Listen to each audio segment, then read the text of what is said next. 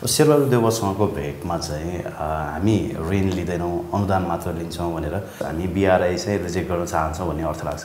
त्यो डेफिनेटली देउबा नेतृत्वको सरकारले जसरी चीनलाई कम आकलन गरेको छ नि, उसले त मिस्टेकमाथि मिस्टेक गर्दै गइरहेको, जसले गर्दाखेरि चाहिँ हामी कतै चाहिँ कुनै खालको चाहिँ अप्ठ्यारो स्थिति यहाँ त पर्दैन भन्ने खालको चाहिँ स्थिति निर्माण भएको पक्कै पनि हो। कति दिन पश्चिमाहरूले चाहिँ हाम्रो यो अर्थतन्त्रलाई ध्यान दिने, आज चुनाव भएको छ, हामी पनि त्यो कन्डिसनमै छौँ।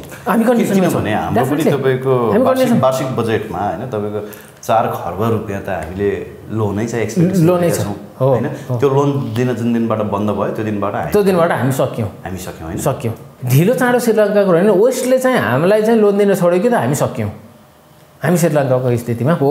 जब चाहिँ श्रीलङ्काले एमसिसीलाई फेल गरिसकेपछि चाहिँ त तपाईँको आज श्रीलङ्कामा चाहिँ जुन स्थिति निर्माण भएको छ नि, त्यो भने चाहिँ त वेस्टर्न चाहिँ साइबर वारकै परिणाम हो नि त। त्यो त नेपाली जनतालाई चाहिँ कुनै भ्रम नछर्दा हुन्छ, किनभने नेपाल एसपिपी सोफा तपाईँको एमसिसीका चाहिँ जति प्रावधानहरू छन् ती सबै अब यहाँ कार्यान्वयन हुन्छन्। हो, त्यो कार्यान्वयन हुँदै गर्दाखेरिमा नै आज चीन यसरी दौडेर चाहिँ नेपाल आउनु परिरहेको छ। नेपालकै मिलिट्री जस्तै गरी क्याम्प नै खडा गरेर अमेरिकी सेना बस्यो भने चाहिँ चीनले अन्तिममा हामीलाई युक्रेनै बनाउने होइन त? बाटो त्यही नै हो, त्यो बाहेक त हामीसँग विकल्प छैन। बाटो त्यही नै हो नि। अशरफ घानी तालिबानले कब्जा गरेपछि चाहिँ प्लेन चार्टर गरेर चाहिँ ऊ कहाँ भाग्छ थाहा छैन। अब राजापक्ष पनि श्रीलङ्कामा बस्न सकिने होइन, सकिने जस्तो भएन, उनलाई अर्को देशमा चाहिँ हुन्छ, तर त्यहाँको नागरिक कहाँ जान्छ? हाम्रो यहाँको पनि त स्थिति त्यही त होला नि, आखिरमा पिसिने त्यहीँको नागरिक होला नि त। एमसिसी पाससँगै चाहिँ नेपालको चाहिँ जुन रवैया देखियो, त्यो रवैयाले गर्दाखेरि चिनियाहरू बढी चिन्तित नै हुन्।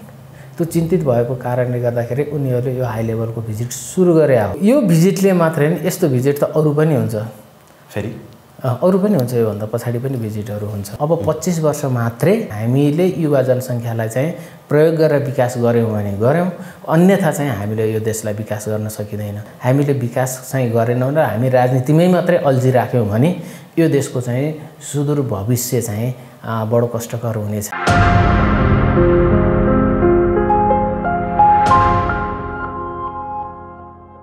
दर्शकवृन्द नमस्कार, PNP खबर.com को यो विशेष श्रृङ्खलामा आज हामीसँग विश्लेषक उद्धव सिग्देलजी हाम्रो साथमा हुनुहुन्छ। सर, यहाँलाई हार्दिक स्वागत छ। हस्, धन्यवाद।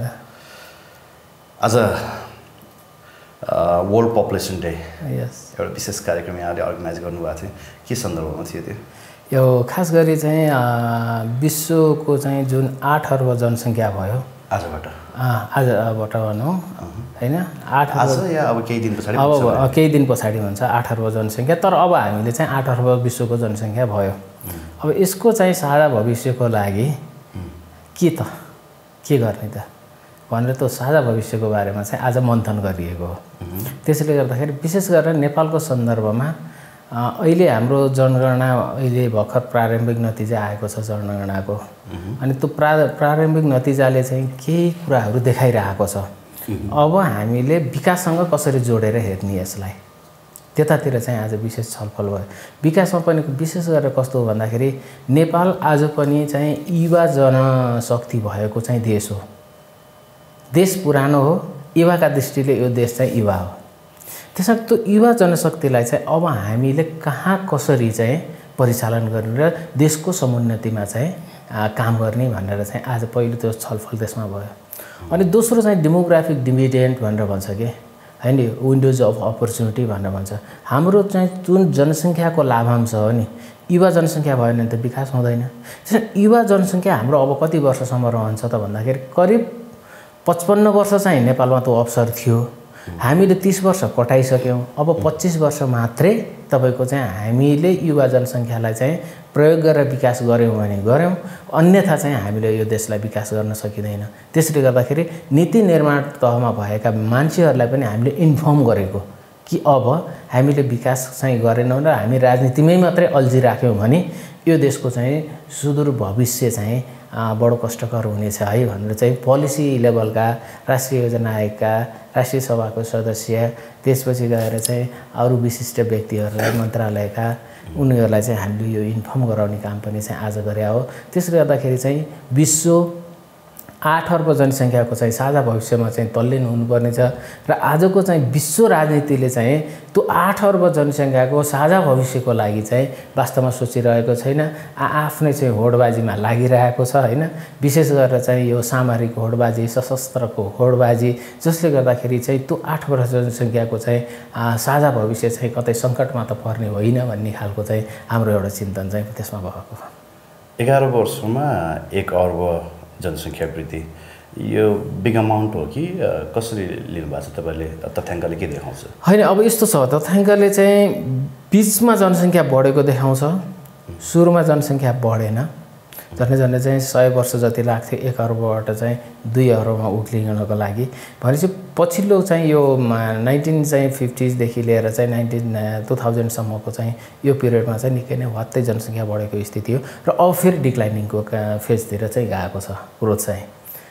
यसले के देखाउँछ भने समग्रतामा चाहिँ नेपालकै सन्दर्भमा पनि पछिल्लो जनगणनाले के देखायो भन्दाखेरि नेपालको जनसङ्ख्यामा अब जुन वृद्धि दर हो त्यो वृद्धि दर एनुअल घटेर गयो, एक पनि छैन, 0.97 को चाहिँ हाराहारीमा छ हैन।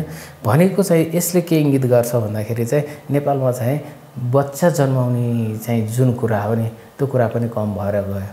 किन भन्दाखेरि चाहिँ एउटा चाहिँ उसप्रतिको इन्भेस्टमेन्ट महँगो भयो हैन, अनि दोस्रो के हो भन्दाखेरि चाहिँ बच्चा जन्माउने बाबुआमा दुईटै चाहिँ एउटा के हो नि कामतिर चाहिँ लाग्ने भए, जसले गर्दाखेरि चाहिँ यता रेयरिङ केयरिङको पनि समस्या हुने भइसकेपछि एउटा जनसङ्ख्या चाहिँ घट्ने क्रम त देखिन्छ नि। अर्को के देखियो भन्दाखेरि चाहिँ नेपालको चाहिँ युवा जनशक्ति चाहिँ मोस्टली चाहिँ बाहिर गएको चाहिँ देखियो, जसले गर्दाखेरि नेपालको चाहिँ ग्रोथ रेटमा चाहिँ त्यसले चाहिँ कुनै न कुनै रूपको चाहिँ असर गरेको चाहिँ देखिएको छ। त्यसले गर्दाखेरि चाहिँ यो 1 अर्बबाट 2 अर्ब र 8 अर्बसम्मको पुग्दाखेरिको चाहिँ जुन श्रृङ्खलाहरू छन् त्यो श्रृङ्खला भनेको एकदम उतार चढावको श्रृङ्खलाहरू चाहिँ देखिन्छ। ओके सर, अब यो वर्ल्ड पपुलेसन डेको एजेन्डालाई यही छोडेर म अलिकति राजनीतिक विषयवस्तुमा प्रवेश गर्न चाहेँ होइन। यहाँसँग निकै लामो समय पनि भयो संवाद नभएको, कार्यव्यस्ततामा हुन्थ्यो। चिनिया कम्युनिस्ट पार्टीका विदेश विभाग प्रमुख हाल काठमाडौँमा छन्। सबैभन्दा पहिलो भेट उनले शेरबहादुर देउवालाई गरे, त्यसले के अर्थ राख्छ? पहिलो कुरा त चिनिया विदेश मन्त्रीको यो जुन भेट हो, यो चिनिया विदेश भन्दा नि चिनिया कम्युनिस्ट पार्टीको चाहिँ विदेश विभाग प्रमुख मन्त्री सर नै एकदम होइन, अब भनौँ न हाई प्रोफाइल चाहिँ भिजिट हो यो हैन, हायरिङ भिजिट नै हो यो।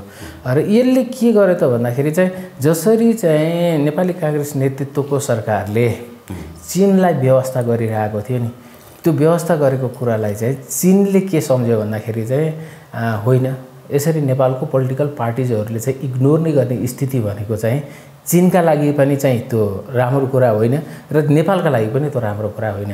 त्यसले गर्दाखेरि चाहिँ हिजो विश्वेश्वर प्रसाद कोइरालाको पालादेखि लिएर गिरिजाप्रसाद कोइराला, सुशील कोइरालाको पालासम्म पनि चाहिँ नेपाली काङ्ग्रेस र चाहिँ चिनिया चाहिँ कम्युनिस्ट पार्टी चीनसँगको चाहिँ जुन रिलेसनसिप हो त्यो एउटा राम्रो रिलेसनसिप, त्यो रिलेसनसिप बिचमा चाहिँ बिग्रिएको अवस्था हो। विशेष गरेर चाहिँ शेरबहादुर देउवा चाहिँ प्राइम मिनिस्टर भइसकेपछि अझ त्यो एकदम भिजुअलाइज भएर चाहिँ बाहिर आएको स्थिति हो।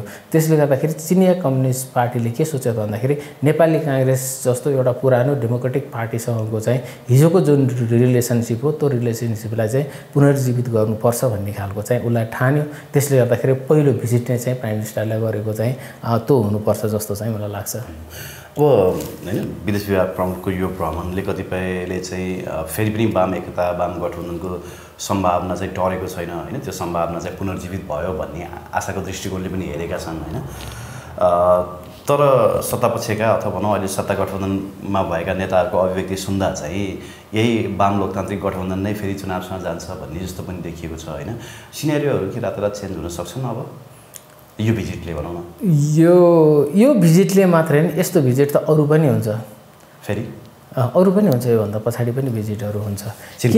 किन भन्दाखेरि चाहिँ चिनियाहरूले नेपाल मामलालाई बडो संवेदनशीलताका रूपमा लिइरहेका छन्।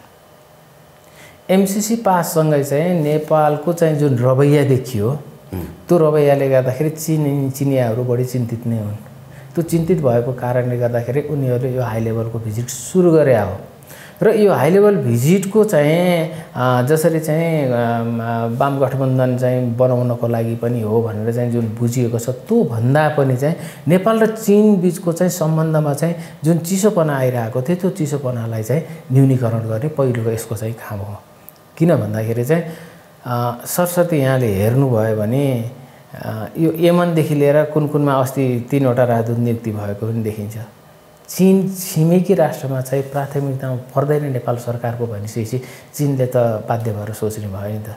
त्यसले गर्दाखेरि चीन चाहिँ एउटा सम्बन्ध सुधारको दिशामा आएको र दोस्रो चीनको चाहिँ अब्जेक्टिभ भनेको त निश्चित नै हो, कम्युनिस्ट पार्टीहरू चाहिँ एक हुनुपर्छ र जसरी चाहिँ खुला रूपमा पश्चिमाहरू विशेष गरेर अमेरिकी नेतृत्वको चाहिँ पश्चिमाहरूको नेपालमा जुन एउटा खुला रूपमा चाहिँ प्रभाव देखिएको छ त्यो प्रभावलाई चाहिँ कम्युनिस्ट पार्टी मार्फत न्यूनीकरण गर्न सकिन्छ कि भन्ने खालको चीनको त बुझाइ पनि हो र त्यसले गर्दाखेरि वाम गठबन्धनको चाहिँ जुन एउटा सम्भावना हो त्यो सम्भावना चाहिँ बरकरार नै छ। तर समस्या कहाँनिर छ भन्दाखेरि चाहिँ चीनले पनि बुझेको र नेपालका विश्लेषकहरूदेखि लिएर धेरैले बुझेको के हो भन्दाखेरि नेपालका कम्युनिस्ट पार्टीहरू बाई आइडियोलॉग कम्युनिस्ट होला नि, तर व्यवहार त उनीहरू चाहिँ कम्युनिस्ट होइनन्।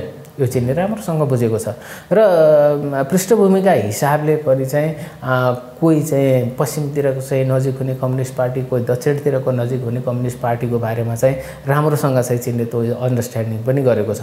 तर एउटा कुरा के महत्त्वपूर्ण कुरा हो भन्दाखेरि जसरी काङ्ग्रेसले आफूलाई चाहिँ पूर्ण रूपमा पश्चिमा कित्तामा उभ्याएको छ, कम्युनिस्ट पार्टीहरूले त्यसरी पूर्ण रूपमा चाहिँ पश्चिमा कित्तामा उभ्याउने अथवा चाहिँ दक्षिण कित्तामा चाहिँ उभ्याउने भन्दा पनि चाहिँ चीनसँगको एउटा सम्बन्धलाई चाहिँ उनीहरूले समन्वयमा राख्ने भएको कारणले गर्दाखेरि चाहिँ कम्युनिस्ट पार्टी नेपालमा हुँदै गर्दाखेरिमा चाहिँ चीनले आफ्नो आन्तरिक चाहिँ सुरक्षा अथवा चाहिँ राष्ट्रिय सुरक्षामा चाहिँ क्षति कम हुन्छ भन्ने खालको उसको बुझाइ भएको कारणले गर्दाखेरि वामहरूलाई एक ठाउँमा ल्याउनले उसले प्रयत्न गर्नु स्वाभाविक पनि हो। शेरबहादुर देउवासँगको भेटमा चाहिँ हामी ऋण लिँदैनौँ, अनुदान मात्र लिन्छौँ भनेर प्रधानमन्त्री शेरबहादुर देउवाले भन्नुभयो भन्ने कुरा आयो होइन।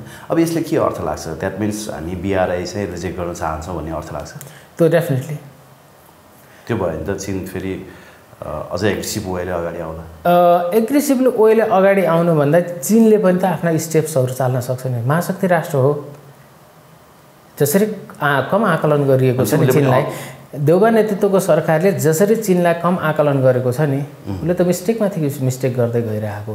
जसरी आफूलाई एकतर्फा पक्षधर्ताको रूपमा यो सरकारले एकतर्फा पक्षधर्ताको रूपमा चाहिँ जसरी आफूलाई उभ्याइरहेको छ, यसले हाम्रो चाहिँ सम्पूर्ण शक्ति सन्तुलन र चाहिँ छिमेकी समन्वयको चाहिँ जुन नीति हो त्यो नीतिलाई त यसले पूर्ण रूपमा चाहिँ छोडेको अवस्था हो। जसले गर्दाखेरि चाहिँ हामी कतै चाहिँ कुनै खालको चाहिँ अप्ठ्यारो स्थिति यहाँ त पर्दैनौँ भन्ने खालको चाहिँ स्थिति निर्माण भएको पक्कै पनि हो। र चीनले आफू एग्रेसिभली प्रेजेन्ट हुनुपर्छ भन्ने पनि छैन, उसका पनि त आफ्ना भिन्न खालका चाहिँ अप्ठ्यारो पार्ने स्थितिहरू त रहन्छन् नि त हैन। त्यो स्थितिहरूमा चाहिँ त चीन पनि चुप लाएर बस्दैन, एउटा कुराको त्यो। दोस्रो कुरा चाहिँ के हो भन्दाखेरि चाहिँ चीनले एउटा के गर्यो त भन्दाखेरि चाहिँ नेपाली काङ्ग्रेसलाई यो चाहिँ भारत परस्त हो भनेर चाहिँ आरोप पनि लगायो हैन। ग्लोबल टाइम्समा आएको चाहिँ जुन न्युज हो त्यसले चाहिँ भारत परस्त हो भनेर जुन भनिसकेपछि त्यसबाट चाहिँ शेरबहादुर देउवा चाहिँ अझ बढी बिच्केको स्थिति चाहिँ पक्कै पनि हो। तर शेरबहादुर देउवाले चाहिँ जुन एउटा चाहिँ शेरबहादुर नेतृत्वको चाहिँ सरकारले चाहिँ जुन चिनिया चाहिँहरूले सीमा मिचेको छ भनेर जुन एक खालको प्रोपोगन्डा नै भनौँ न, किनभने त्यो रिपोर्ट चाहिँ बनाएको नि त सार्वजनिक गर्नु पर्थ्यो नि त, त्यो रिपोर्ट सार्वजनिक पनि गर्न सकेको छैन र त्यो रिपोर्टलाई दबाउने स्थितिको जुन लिएर आयो त्यसबाट चाहिँ के बुझिन्छ भन्दाखेरि चाहिँ काङ्ग्रेस पनि कुनै न कुनै रूपमा चाहिँ चीनसँग समन्वय गर्नुपर्ने, तर त्यसको लागि चाहिँ चीनले नै चाहिँ सहयोग गर्नुपर्ने भन्ने खालको चाहिँ जुन एउटा चिन्तनबाट आइरहेको छ, यसले पनि चाहिँ यो एउटा दूरीलाई न्यूनीकरण गर्नको लागि चाहिँ सहज पक्कै पनि बनाउँछ। दोस्रो कुरा चाहिँ के हो त भन्दाखेरि चाहिँ जुन यहाँले चाहिँ उठाउनु भयो, हामी अनुदान मात्रै लिन्छौँ हामी ऋण लिँदैनौँ भन्ने खालको जुन कुरा गर्नुभयो, अथवा नेपालले जुन पोजिसन राख्यो त्यो पोजिसन राखेको चाहिँ आफैमा पनि चाहिँ ठिक पोजिसन हो, त्यसलाई चाहिँ हामीले अन्यथाको रूपमा लिनु हुँदैन। तर मात्रै यहाँनिर के चाहिँ हामीले बुझ्नु पर्यो भन्दाखेरि चाहिँ आज हामीले आइएमएफ वर्ल्ड ब्याङ्कदेखि लिएर चाहिँ अन्यतातिरबाट चाहिँ हामीले कति लोन लिएका छौँ त्यो लोन लिएको कुरालाई पनि त हामीले सार्वजनिक गर्नुपर्ने होला नि त हाम्रो प्रधानमन्त्रीले राखेको कुरालाई चाहिँ त हामीले त्यसलाई समर्थन नै गर्नुपर्छ। हामी अब लोन त यति धेरै लिइसक्यौँ कि अब हर इन्डिभिजुअलकोमा चाहिँ 58-60 हजारको चाहिँ भागमा पर्ने स्थितिमा हामीले पुर्याइसकेका छौँ। लोनै लिएर चाहिँ हामीले संहिता चलाइरहेका छौँ भनेपछि यो लोनको बारेमा चाहिँ जुन उहाँले अडान राख्नुभयो त्यो चाहिँ सही कुरा हो। तर हामीले चीनसँग चाहिँ के हो त भन्दाखेरि चाहिँ हाम्रो विकास प्रक्रियाको चाहिँ कुराहरूलाई हाम्रो प्राथमिकतालाई चाहिँ यदि चाहिँ मिट गर्छ र त्यसबाट चाहिँ नेपालको चाहिँ उन्नति विकास हुन्छ भने त्यो अवस्थामा चाहिँ हामीले चाहिँ सफ्ट लोनहरू पनि त लिन सकिन्छ नि। लोन भनेर चाहिँ पुरै चाहिँ ब्रेक गरेर किन वेस्टबाट चाहिँ हामीले लोन लिने, चीनसँग चाहिँ लोन लिन हुँदैन भन्ने खालको चाहिँ त होइन होला नि त। त्यसले गर्दाखेरि जसरी चाहिँ यो साइबर वार भइरहेको छ लोनको बारेमा चाहिँ त्यो साइबर वारको बारेमा चाहिँ प्रधानमन्त्रीले त्यसलाई आधार मानेर चाहिँ बोल्नु त्यति उपयुक्त होइन। किनभने छिमेकीसँगको चाहिँ सम्बन्ध भनेको विशेष नै सम्बन्ध हुन्छ। 7 समुद्र पारीसँगको सम्बन्ध भने एक खालको सम्बन्ध हुन्छ। त्यसले गर्दाखेरि आज चाहिँ नेपाली काङ्ग्रेस नेतृत्वको सरकार कहीँ न कतै कुनै न कुनै कन्फ्युजनमा चाहिँ परेको जस्तो चाहिँ मलाई लाग्छ। अब अहिले माओवादीको केन्द्रीय समितिबाट पारित एउटा प्रतिवेदनमा पनि एमसीसीले 12 बुँदे घोषणापत्र चाहिँ मानेन, त्यसकारण हामी एमसीसी खारेज गर्छौँ भन्ने किसिमको प्रतिवेदन उनीहरूले जारी गरेका छन् होइन। त्यो पनि अब चिनिया चासो पश्चात नै देखा परेको अथवा माओवादीको द्वैत चरित्र भन्न मिल्छ हामीले? माओवादीको त द्वैत चरित्रै हो नि। त्यो त चिठी काण्डदेखि लिएर चाहिँ पुष्पकमल दाहाल प्रचण्ड र शेरबहादुर देउवा प्रधानमन्त्रीले चिठी पठाइसकेर त्यो चिठी चाहिँ होइन भन्दै चाहिँ जब पुष्पकमल दाहाल हिँडेर चाहिँ पछि जब सार्वजनिक भयो भइसकेपछि द्वैत चरित्र त माओवादीको त देखियो। नेपालका कम्युनिस्ट पार्टीहरूलाई एउटा डर के छ भन्दाखेरि चाहिँ चिनिया कम्युनिस्ट पार्टी र चीनसँग चाहिँ साह्रै नै चाहिँ काङ्ग्रेसले जस्तो टाढाको दूरी भयो भने चाहिँ हामी कहीँ कहीँ रहँदैनौँ भन्ने खालको चाहिँ उनीहरूको राम्रो बुझाइ छ। त्यसर्थ त्यो एउटा डरको प्रतीक पनि हो।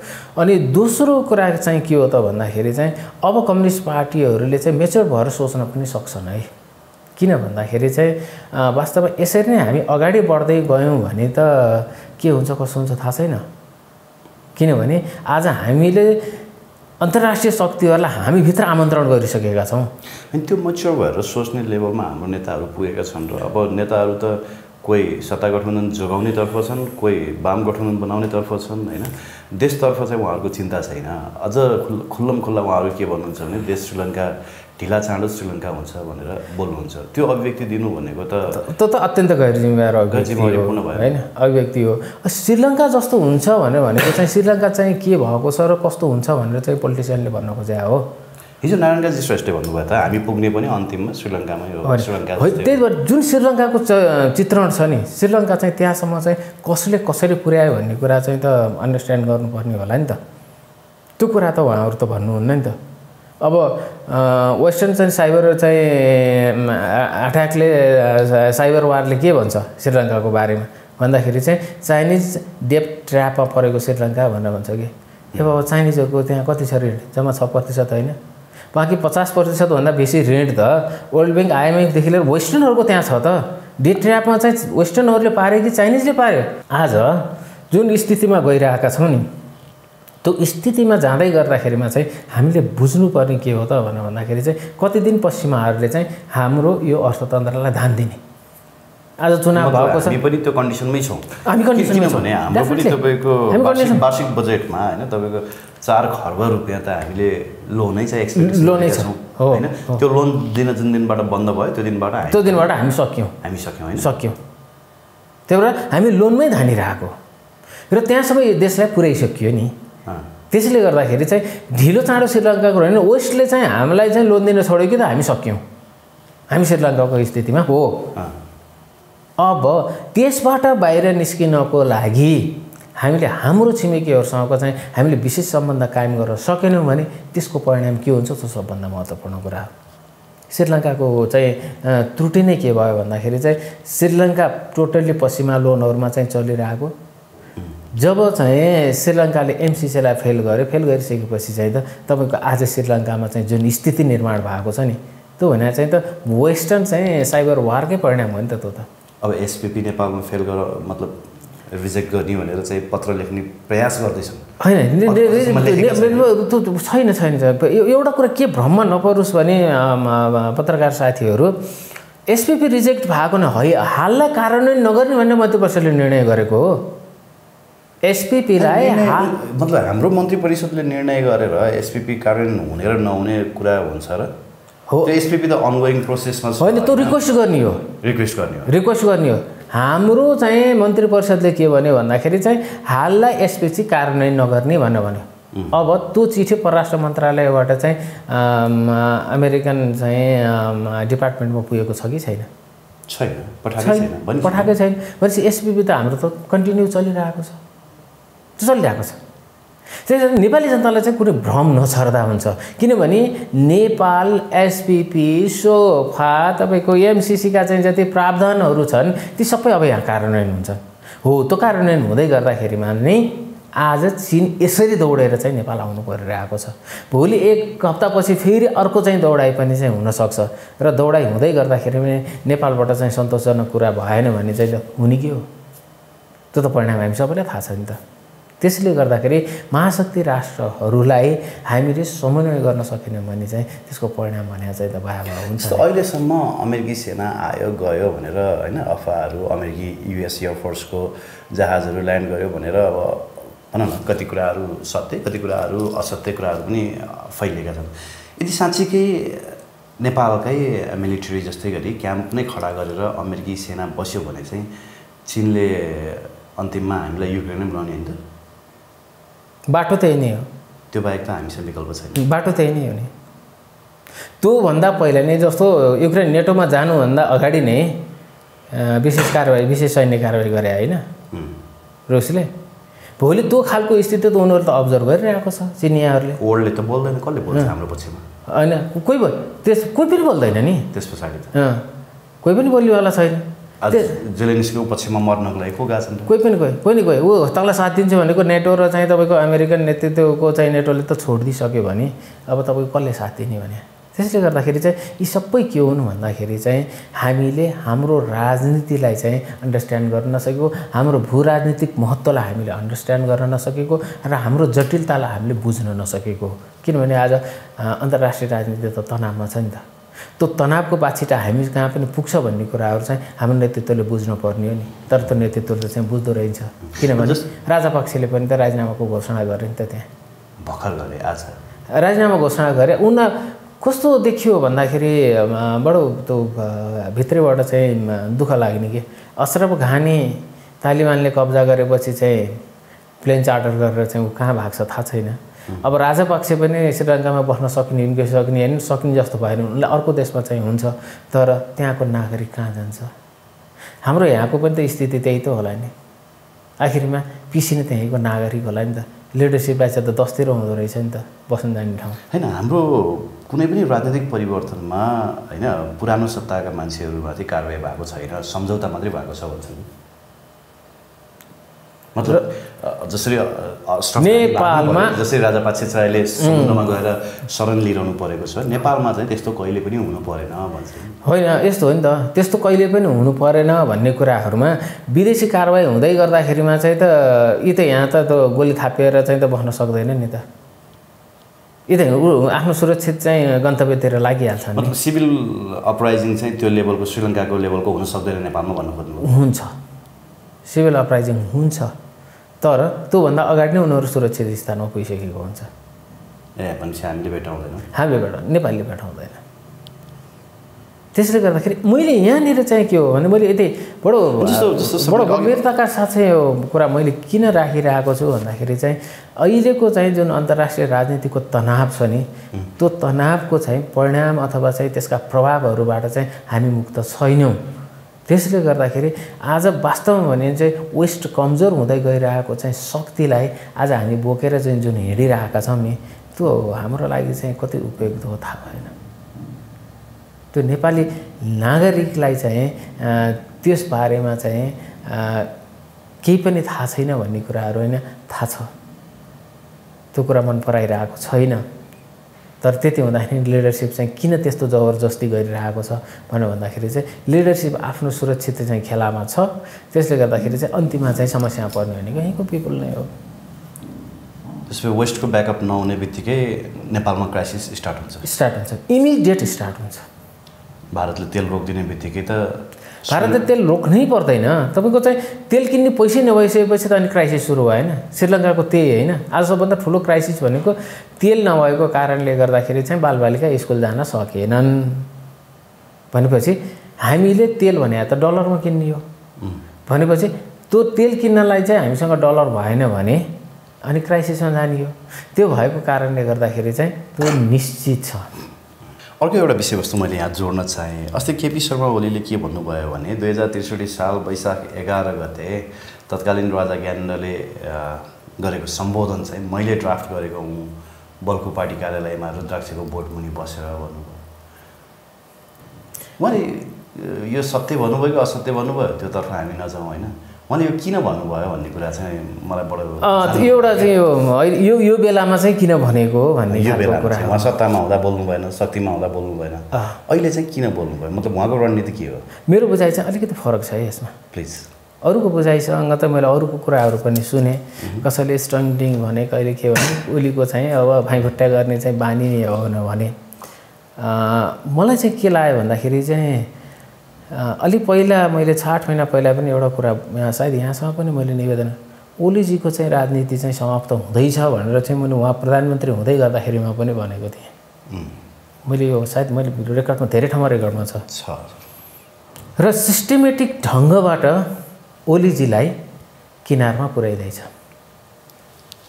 र ओलीजीले चाहिँ के गर्न खोज्दै हुन्छन्, तिमीहरू एक ठाउँमा बसेर मलाई सकाउनेतिर लाग्छ भने म दरबारसँग मिलेर भए पनि चाहिँ तिमीहरूका चाहिँ यी सकाउने कुराहरूलाई चाहिँ मैले चाहिँ ठिक गर्छु भनेर चाहिँ उहाँले त्यो ढङ्गबाट चाहिँ त्यो कुरा बोल्नु भएको कि म कुनै न कुनै रूपमा नेपालको चाहिँ परम्परागत शक्ति, नेपालको चाहिँ धर्म संस्कृतिसँग म नजिक छु भनेर चाहिँ त्यो एउटा वकालत गर्नको लागि चाहिँ त्यो एउटा मेडियमको रूपमा चाहिँ उहाँले चाहिँ त्यसलाई प्रयोग गर्नुभएको हो। र किनभने नेपाली जनताले त बहुत छिटो सेन्टिमेन्टमा लिएर आएर चाहिँ काम गर्न सकिन्छ नि। उहाँलाई त त्यो त राम्रोसँग थाहा छ किनभने राष्ट्रवादको सेन्टिमेन्टमा चाहिँ उहाँले झन्डै 2/3 चाहिँ पुर्याइदिनु भएको थियो होइन वाम गठबन्धन सहितकोमा। त्यसले गर्दाखेरि उहाँ चाहिँ के हो भन्दाखेरि चाहिँ साँच्चै नै अहिलेको चाहिँ गठबन्धन चाहिँ अगाडि बढ्यो भने त ओलीजी त चाहिँ समाप्तै हुने हो। र फेरि कम्युनिस्ट पार्टीको चाहिँ एउटा सबभन्दा डरलाग्दो के हुन्छ भन्दाखेरि युवराजी, कम्युनिस्ट पार्टी चाहिँ ओह्रालो लाएर समाप्त हुन थालेन, झ्यापझुपै समाप्त हुने हो। जस्तो काङ्ग्रेस जस्तो रिभाइभ भएर आउँदैन क्या, त मार्क्सवादी पार्टीहरू रिभाइभ भएर आउँछन् होइन, तर कम्युनिस्ट पार्टीहरू सकिहाल्छन्। जस्तो वेस्ट बङ्गालमा चाहिँ आज कम्युनिस्ट खोज्दै हिँड्नुपर्छ नि त लाइट बालेर। 2/3 ल्याउँथ्यो नि त वेस्ट बङ्गालमा कम्युनिस्टहरू। जब डिक्लाइन भएर तल जान्छ भने अनि कम्युनिस्टहरू अबको चाहिँ चुनाव यो गठबन्धन भएरै गयो भने अबको चुनावमा चाहिँ के हो भन्दाखेरि ओलीजीहरू झर्ने भनेको हिजोको काङ्ग्रेसको अवस्थामा हो। काङ्ग्रेस त रिभाइभ हुन सक्दो रहेछ तर ओलीजीहरू रिभाइभ हुन सक्नुहुन्न र त्यसपछि गएर त्यो अवस्थामा चाहिँ अर्को कम्युनिस्ट पार्टीको चाहिँ लिडरसिपमा आइसकेपछि चाहिँ ओलीजी समाप्त हुनुभएकोले ओलीजीको त्यो कारणले गर्दाखेरि ओलीजी आज हरेक चाहिँ अप्सन्सहरूमा चाहिँ उहाँ बोल्न थाल्नुभएको र त्यसको परिणामको रूपमा चाहिँ त्यो एउटा बोलियो। अनि त्यतातर्फ पनि पब्लिक सेन्टिमेन्ट छ छैन त्यो कुरा ट्राई गर्न खोज्नुभयो उहाँले? ट्राई गर्ने कुरा हो उहाँको, ट्राई गरिरहनुहुन्छ बेला बेलामा ट्राई गरेर हुनुहुन्छ। अब ओलीजीको कतै पनि बाटो छैन, एउटै मात्रै बाटो के हो भन्दाखेरि चाहिँ चिनियाहरूले भने बमोजिमको चाहिँ यदि वाम गठबन्धन गरेर अगाडि बढेको अवस्थामा चाहिँ ओलीजी सर्भाइभ हुने हो, पोलिटिकल्ली के सर्भाइभ हुने हो, अन्यथा भने चाहिँ ओलीजीहरूको चाहिँ राजनीति हुने चाहिँ त एक हिसाबले विश्रामतिर हो। ओके, अहिलेको कुरा अलिकति जोडेछ होइन। अब अर्बौं रुपियाँ कमिसन खाने हिसाबले चाहिँ फेरि यही बेलामा हतियार किन्ने भनिएको छ नेपाल प्रहरीले। अब देश श्रीलङ्का जस्तो हुने भएर अथवा जापानको कन्डिसन हेरेर डर लागेर चाहिँ उनीहरूले सुरक्षा बढाउन खोजेका हुन्? होइन, मात्रै कमिसन हो, भ्रष्टाचार चुनाव आएको छ कहिल्यै नरोकिने भ्रष्टाचार होइन।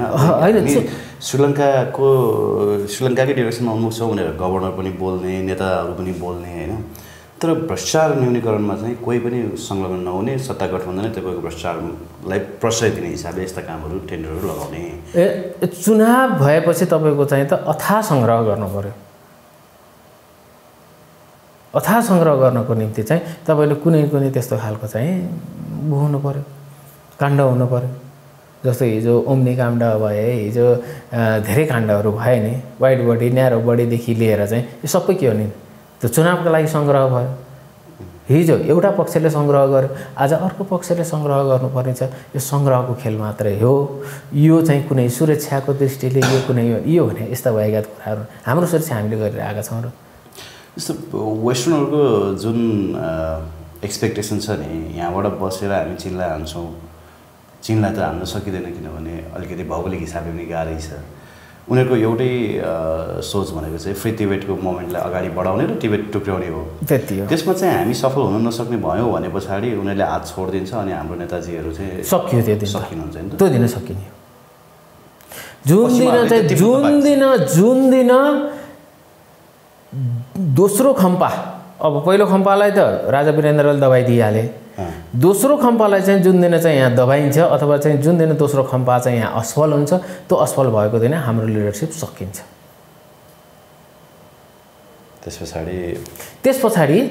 त्यसपछाडि भनेको नेपाल बाध्य भएर चाहिँ आफ्ना छिमेकीहरूसँग एउटा समन्वयको चाहिँ धारामा चाहिँ बसेर चाहिँ आफूलाई एक्जिस्ट गरेर अगाडि लिएर जानुपर्छ। आउट अफ क्युरियोसिटी नि होइन, सबै नेताहरू त अशरफ घानी जस्तो भागेर होइन चार्टर प्लेनमा विदेश जान पाउँदैनन् होला।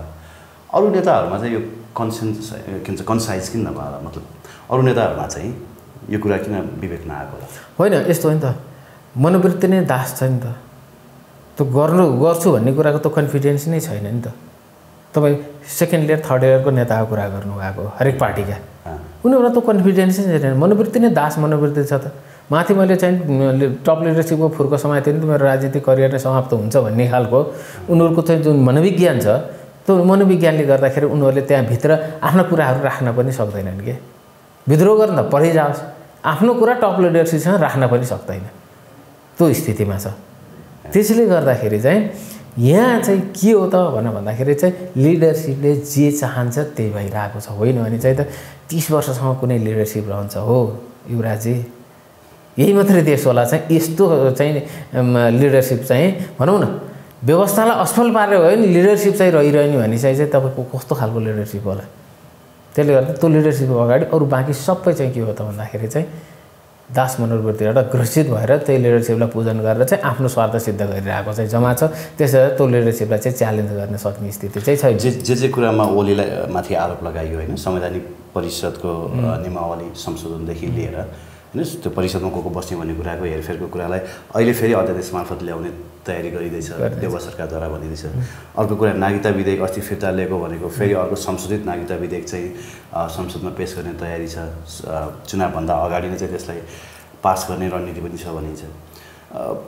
ओलीले जे राष्ट्रघात गरे त्योभन्दा बेसी अझ एक स्टेप अगाडि बढेर चाहिँ अहिलेको सत्ता गठबन्धन जाला जस्तो पो छ त। एमसिसीदेखि लिएर सबै कुरा ओलीजीले जसरी संविधानघात भनौँ न, राष्ट्रघात भन्दा नि संविधानलाई घात गर्नुभयो, त्योभन्दा एक स्टेप अगाडि गएर चाहिँ आफ्नो स्वार्थ सिद्ध गर्नको लागि यो गठबन्धनले नै गर्छ, कुनै अस्वाभाविक कुरा होइन। तर मलाई सबैभन्दा चाहिँ बडा अनौठो र अचम्म लागेको बिपी कोइरालाको काङ्ग्रेस पार्टी हो यो त। बिपी कोइरालाको काङ्ग्रेस पार्टीमा चाहिँ डेमोक्रेसीको बारेमा चाहिँ जुन कम्प्रोमाइज भइरहेको छ, त्यो कम्प्रोमाइज हुँदै गर्दाखेरिमा चाहिँ त के देखियो भन्दाखेरि काङ्ग्रेस पनि कम्युनिस्टीकरणतिर गइसकेको रहेछ कि काङ्ग्रेसमा नि कम्युनिस्टीकरण भइसकेको छ कि भन्ने खालको आवाज चाहिँ यो तपाईँले चाहिँ संवैधानिक परिषदको चाहिँ विधेयकदेखि लिएर जुन कुरा गर्नुभयो नि त्यसले चाहिँ बडो ठुलो चाहिँ प्रश्न उठाएको छ नेपालको लोकतन्त्रमाथि। एउटा पक्ष भयो। दोस्रो चाहिँ नेपाली काङ्ग्रेसलाई नै चाहिँ टिप्पणी गर्नु पर्यो। नेपाली काङ्ग्रेसले संवैधानिक अङ्ग तपाईँको चाहिँ राज्य भने कार्यपालिका व्यवस्थापिका र न्यायपालिकाको यो के हो भन्दाखेरि संवैधानिक परिषद भनेको हाम्रो शक्ति समन्वय र शक्ति सन्तुलनको द्योतक हो र लोकतन्त्रको सबभन्दा ठुलो ब्युटी भने नै त्यही हो।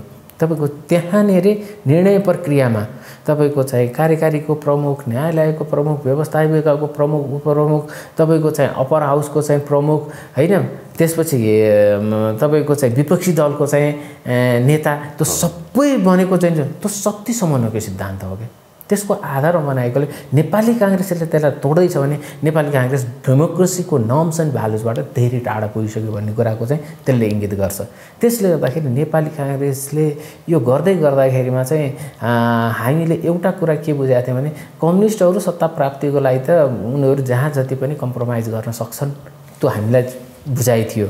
तर नेपाली काङ्ग्रेसले चाहिँ डेमोक्रेसीका सर्टेन भ्यालुजहरूलाई चाहिँ कम्प्रोमाइज गर्दैन है भन्ने चाहिँ लागिरहेको थियो। यदि यो विधेयक यसरी नै चाहिँ ओलीजीले जसरी नै चाहिँ लिएर आयो भने चाहिँ त यो कुरा चाहिँ तपाईँले लेखेर राख्नुहोस्, नेपाली काङ्ग्रेस समाप्त भएर जान्छ। काङ्ग्रेसभित्र पनि विद्रोह सुरु भयो। काङ्ग्रेसभित्र विद्रोह सुरु हुन्छ। अब सेकुलर ग्रुपहरूले त विद्रोह सुरु गरिसकेका छन्। जरुरी भयो नि। जस्तो विश्वप्रकाश शर्माले पनि अघि भर्खरै ट्विट गर्नुभएको थियो यो विषयमा होइन, यो चाहिँ काङ्ग्रेसले गलत निर्णय गर्दैछ भनेर। यो हिसाबले हेर्ने हो भने त ओलीलाई प्रतिगामी भन्नु त खासै केही तुक रहेन अब होइन। अब केही तुक देखिएन। ओलीजीलाई प्रतिगामी भन्नु, ओलीजीलाई चाहिँ जुन रूपमा चाहिँ अदालतबाट चाहिँ सत्ताबाट सडकमा ल्याउनु, यो जम्मै कुराहरू भनेको चाहिँ त तिनै घटनाक्रमहरूले हो नि त। अब त्यही घटनाक्रम यो सरकारबाट दोहोरिन्छ भने सायद यो सरकार पनि जाने स्थितिमा होला। अब बुझ्नु त त्यसरी नै पऱ्यो नि। यो सरकार पनि जाने स्थितिमा छ, त्यही देखियो नि त होइन भने चाहिँ त तपाईँको चाहिँ डेमोक्रेसीको मिनिमम भ्यालुजहरूलाई चाहिँ त कम्प्रोमाइज गर्न त पाइएन। यो के हो भन्दाखेरि यो डेमोक्रेसी भनेको चाहिँ काङ्ग्रेस एमाले माओवादीको डेमोक्रेसी होइन, यो नेपाली पिपुलको डेमोक्रेसी हो। नेपाली पिपुलले यसमा सबैलाई प्रश्न गर्न पाउँछ। त्यस कारण चाहिँ उहाँहरूलाई मन लाग्दैमा चाहिँ यो डेमोक्रेसीमाथि चाहिँ खेलवाड गर्न पाइँदैन। त्यसले गर्दाखेरि यसका लागि रोक्ने अरू मेकानिजमहरू पनि त हुन सक्लान् नि। त्यसले गर्दाखेरि त्यसतर्फ पनि सचेत हुनुपर्छ जस्तो चाहिँ लाग्छ। ओके, जाँदै मैले अर्को एउटा कुरा पनि जोडिहालेँ। यो विगत 2-3 हप्ताभित्र रवि लामिछानेजी पनि नेपालको राजनीतिमा आइसक्नु भएको छ। उहाँले राष्ट्रिय स्वतन्त्र पार्टी गोलाकारभित्रको घन्टी चिन्ह राखेर दर्ता गराइसक्नु भएको छ होइन। कसरी हेर्नु भएको छ रविको उदयलाई? रविजीलाई मैले एउटा वैकल्पिक शक्तिको रूपमा चाहिँ हेरेँ, बुझेँ। त्यो वैकल्पिक शक्ति के कुन अर्थमा भने नेपाली काङ्ग्रेस चाहिँ तपाईँको चाहिँ समाप्तिको विघटनको बाटोतिर जान्छ भने नेपाली काङ्ग्रेसका भोटरहरूले कहाँ भोट हाल्ने त भन्दाखेरि चाहिँ रवि लामिछानेजीको चाहिँ त्यो डेमोक्रेटिक पार्टीमा भोट हाल्ने, त्यो एउटा विकल्पको रूपमा चाहिँ मैले उनलाई चाहिँ अन्डरस्ट्यान्ड गरेँ। किनभने काङ्ग्रेस पार्टी पतनको दिशातिर गइरहेको छ। अब काङ्ग्रेस पार्टीको चाहिँ वैकल्पिक डेमोक्रेटिक पार्टी त आज छैन नि त। तिनीहरूले त्यो काङ्ग्रेसका भोटरहरूले भोट हाल्ने ठाउँ त छैन नि त डेमोक्रेटिकको चाहिँ अल्टरनेटिभ त। तर रविजीहरूले त्यो अल्टरनेटिभ दिनुभयो भने मलाई लाग्छ यो एउटा चाहिँ पोजिटिभ हुनेछ नेपालको डेमोक्रेसीको लागि। भनेपछि आम आदमी पार्टीले दिल्लीमा तपाईँको काङ्ग्रेसलाई रिप्लेस गरेर जसरी गर्न सक्छ त्यो सम्भावना छ। किनभने काङ्ग्रेस यसरी नै बिग्रेर चाहिँ डेमोक्रेसीको चाहिँ जुन मूल्य पद्धतिबाट नै चाहिँ आफूलाई डिट्याच गर्दै लिएर जान्छ भने त त्यो अवस्थामा चाहिँ त उसका चाहिँ भोटरहरू त उसलाई बोकेर त बस्दैन नि त। त्यसले गर्दाखेरि अल्टरनेटिभ चाहिँ भोट हाल्ने ठाउँ पायो भने त गइहाल्छ नि भोटरहरू। त्यसले गर्दाखेरि त्यो एउटा मैले सकारात्मक रूपमा लिएको। तर अब रविजीले चाहिँ 2-3वटा कुरा बडो महत्त्वपूर्ण रूपमा चाहिँ उठाउनु भएको छ। जस्तो उहाँले चाहिँ प्रत्यक्षको कुरा गर्नुभएको छ नि होइन, प्रत्यक्ष चाहिँ प्रधानमन्त्रीको कुरा अथवा प्रत्यक्ष कार्यकारी चाहिँ सरकार प्रमुखको कुरा, त्यसपछि गएर चाहिँ प्रत्यक्ष मुख्यमन्त्रीको चाहिँ जुन कुरा उहाँले उठाउनु भएको छ। उहाँले चाहिँ सैद्धान्तिक भावभूमिबाट चाहिँ यो संविधानले व्यवस्था गरेका जति पनि चाहिँ आधार स्तम्भहरू छन् म त्यसलाई चाहिँ स्वीकार गर्दै त्यसमा चाहिँ सुधार भनेको के हो त भन्दाखेरि चाहिँ यो रिप्रेजेन्टेटिभ भन्दा नि डाइरेक्ट डेमोक्रेसीलाई चाहिँ अभ्यास गरियो भने चाहिँ त्यसबाट चाहिँ नेपाललाई चाहिँ रूपान्तरण गर्न सकिन्छ भन्ने खालको उहाँको जुन बुझाइ हो त्यो आफैमा गलत बुझाइ होइन, आफैमा पनि चाहिँ त्यो ठिक बुझाइ हो। किनभने यदि चाहिँ प्रत्यक्ष तपाईँको कार्यकारीको चाहिँ प्रधानमन्त्रीको चाहिँ चुनावको व्यवस्था गरिदिने हो भने त काङ्ग्रेसभित्र कहाँ जान्छ नेतृत्व? एकैचोटि गगन थापामा जान्छ। एमाले भित्र चाहिँ कहाँ जान्छ नेतृत्व? एकैचोटि तपाईँको चाहिँ शङ्कर पोखरेल अथवा चाहिँ योगेश भट्टराईहरूको त्यो लाइनतिर जान्छ। माओवादीमा प्रचण्डजीहरू रहनु न त्योभन्दा कतातिर जान्छ। त्यसले गर्दाखेरि यदि त्यो मात्र गर्न सक्ने हो भने त टप लिडरसिप, आजको टप लिडरसिप त सबै एकैचोटि छाँटिन्छ नि। त्यसले गर्दाखेरि तपाईँको लिडरसिपको चाहिँ डेभलपमेन्ट र लिडरसिपलाई चाहिँ तपाईँको इन्गेज गराउने, लिडरसिप चाहिँ ग्रुमिङ गर्ने भनेको चाहिँ प्रत्यक्ष कार्यकारीबाट नै हो। त्यसले गर्दा रवि लामिछानेजीले जे गर्नु भएको छ त्यो ठिकै छ। तर अब एउटा कुरा चाहिँ रवि लामिछानेजीले त्यो च्यालेन्ज पनि पक्कै पनि बुझ्नु भएको होला।